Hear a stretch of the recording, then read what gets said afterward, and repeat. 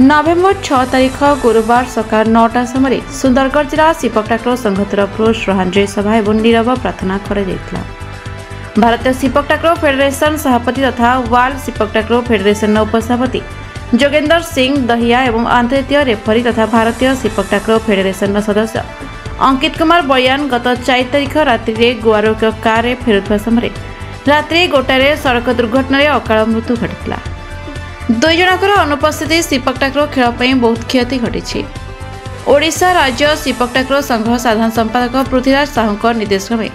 सुंदरगढ़ जिला शिपक ठाकुर संघ सेक्रेटरी सुशांत कुमार षडंगी अध्यक्षतार कोच रेफरी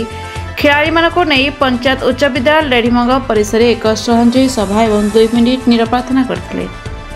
उक्त शोक सभा 24तम ओडिशा अंतर्जिला कनिष्ठ शिपक ठाकुर प्रतियोगितार आयोजक सेक्रेटरी लिप्सा षडंगी विद्यालय प्रधान शिक्षक प्रदीप कुमार साहू सह शिक्षयित्री रंजिता नायक